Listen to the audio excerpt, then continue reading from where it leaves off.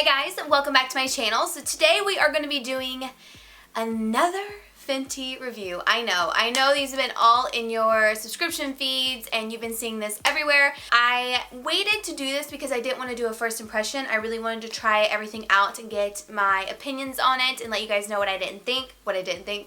I think for such a really insane, huge brand that is like taking over the freaking makeup world, I think it's important to review it instead of doing a first impression. I will say I have been a little bit nervous to film this just because I don't like everything that I have here and I don't want to, offend anyone, even though people will probably get offended anyways. Things that I don't necessarily like isn't because of who it's by. It's not to downgrade, the amazing color selection that they have. It's just that some products don't work the same for everyone. Everyone has different skin texture, different oils, they're dry, they're combo. I mean, there's so many factors that go into different opinions that sometimes things just don't work out, and it's not because the brand sucks. It's just because some products don't work the same for one person as they do for the other one. I don't think I'm bashing this brand if I don't like a couple products, because I do believe that this brand is amazing. The way they came out with a bang, they're here for every skin color. So if you're interested in seeing my Fenty review and demo, definitely keep watching and don't forget to subscribe before you leave. But let's just go ahead and get started. So I did not buy everything from the collection just because I didn't buy things that I felt like I wouldn't use.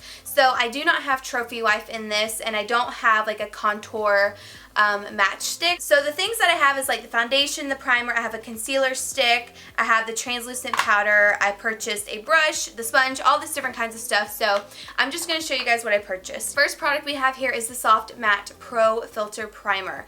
I've tried this with different foundations. I've tried it with the Fenty Beauty one. I've also tried it with my favorite foundations, and if I'm going to be honest, this is a nice primer. It feels really good, but for me and my textured skin, I need something that's really going to fill in pores and blur out the skin. I don't feel like this really blurs out my pores. It does kind of have that lotiony texture, which is not bad at all, but I just need something a little bit more pore filling. You do get 1.8 fluid ounces in here, which is more than your average primer, which I think is amazing. I also love the packaging. I know some people have been comparing this to the KKW, and I don't know if it's just because I haven't really experimented with KKW much, but I don't see a super intense resemblance. I mean, yeah, they have the pinky nude, but I don't think they're really similar in my opinion. I think they both are two completely different brands. It'll be interesting to see what Kim comes out with later on, like any foundations or anything like that. I don't know. I just don't see a super big similarity, but I get it with the colors.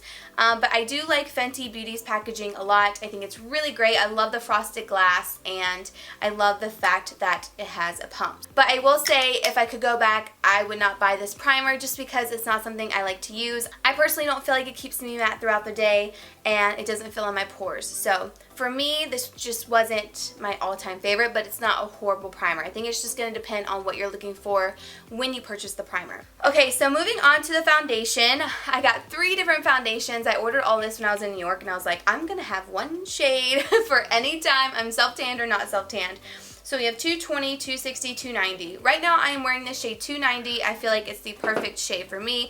Again, with the frosted glass, 1.8 fluid ounces. It does say to shake well, so I highly recommend doing that. This is more of a liquidy consistency, like it does run fairly quickly. I'm like a broken record, I know, on YouTube saying this, but I know a lot of people say that this oxidizes on them. I don't see it oxidizing. I know the makeup artist came out and said, it just gets darker, like it gets to the true color, and I completely agree with that. I don't see it oxidizing. It doesn't go orange on me or anything like that. It does get darker, but it gets to the color that it's supposed to be. I don't have any complaints about that. I have never had an issue. This color matched me perfectly, and I was fine. And I've also used the lightest shade that I have, which is 220, and I again did not have an issue with this. Again, you do have a pump right here, which I enjoy. I love the fact that these two have like that same packaging. So this foundation does have a more medium to full coverage finish. I personally like to apply it with a brush. If you use a sponge, the sponge is going to really soak up that product because it is such a liquidy product. I believe the first ingredient is water, which is why it's so liquidy, and I would recommend not using it with a sponge because it's just gonna soak it right up. So I personally like to use it with a flat top brush. You do get more of a medium to full coverage finish. I wouldn't say it's completely full coverage right off the bat, but it does build up to a full coverage finish. I personally don't like this foundation. I find that every time I use it, I don't like the way my skin looks. I feel like since I have so much texture because I do have rosacea, this emphasizes it quite a bit. Even if I do put a blurring primer on, it just looks too textured for me.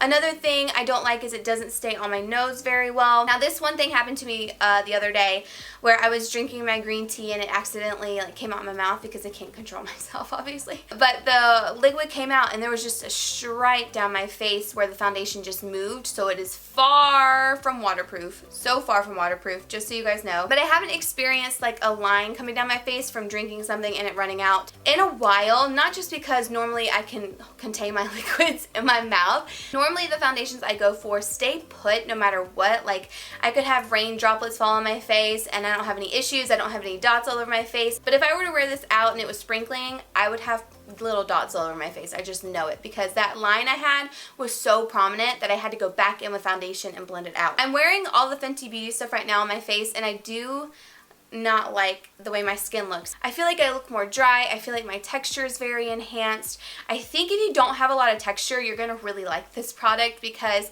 it is a nice like matte kind of soft powder finish. I do like the coverage of it. I like a good medium to full coverage finish. I think that's great. I think the end result is nice. Unfortunately, this one is not good for me no matter what primer I use. It just doesn't work and it's just not my favorite personally. But I know a lot of people love it, so I would recommend getting a sample and testing it out. Now she does have so many shades. She has 40 shades in this. She came out with a bang and was like, you, and you are gonna get a shade. And I think that's amazing, and that's what kind of makes it hard for me to come on here and say I don't really like this for my skin type, because there's not an issue with my skin tone or anyone else's skin tone that I've seen so far.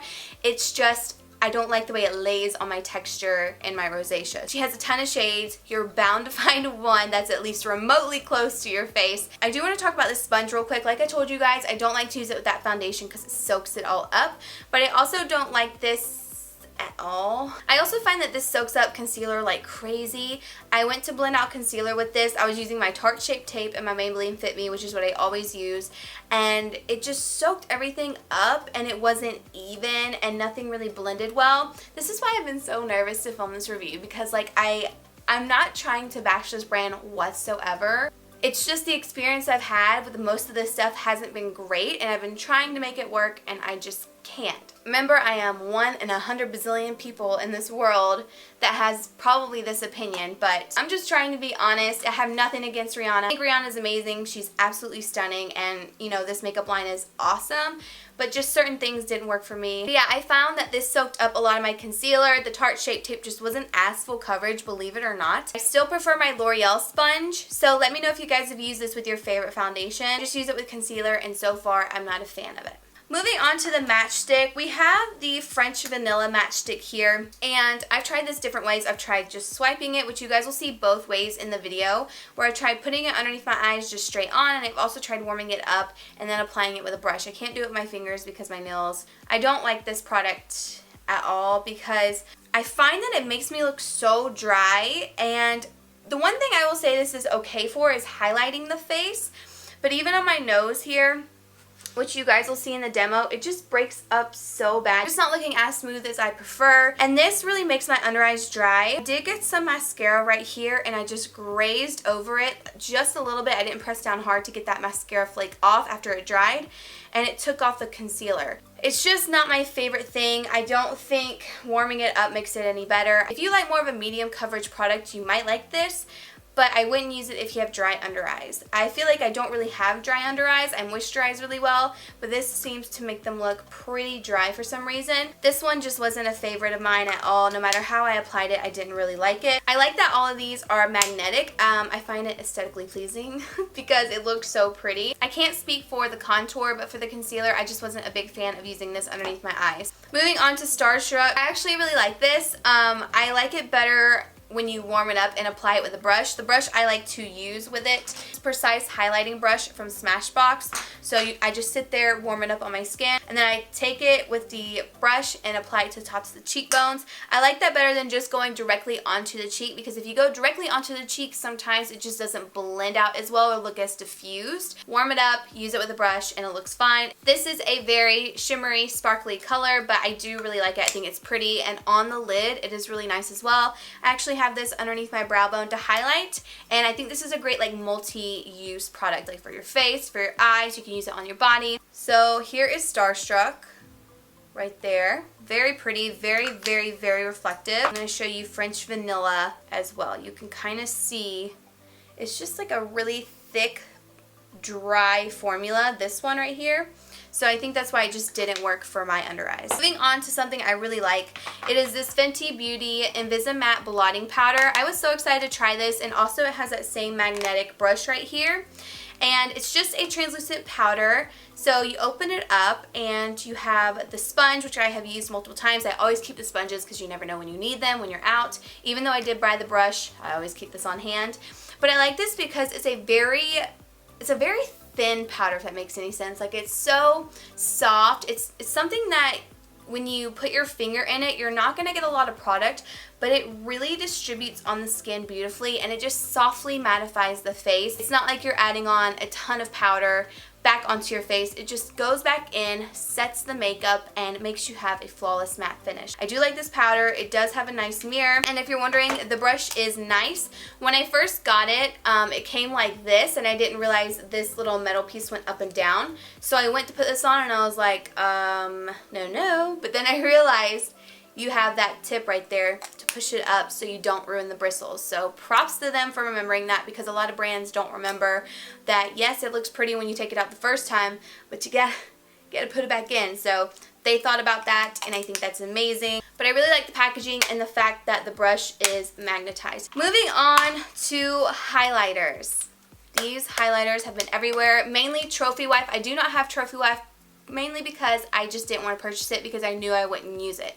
But it does look beautiful on pretty much everyone that I have seen it on. So Trophy Wife is amazing for like tan to deeper skin tones, or you could get it if you're lighter and use it as eyeshadow. So I have two shades. So this one is the Fire Crystal Lightning Dust. These are the Killawatt Freestyle Highlighter Duos.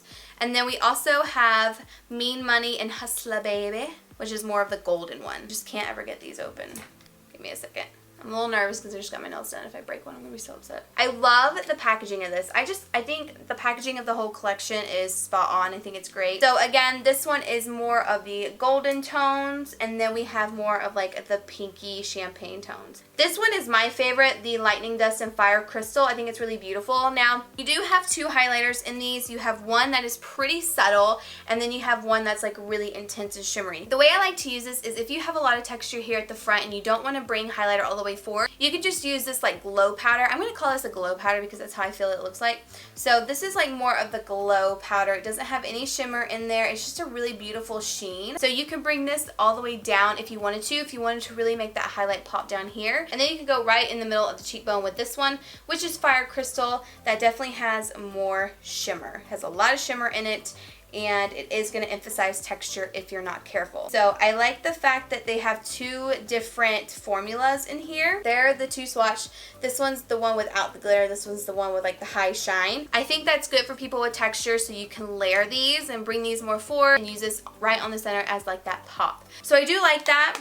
And then I like this one as well. I'm going to go ahead and swatch them for you guys. I do feel like the more glowy powder in this one is not as intense as the other one. But it is still pretty nice. So there are those two shades right there.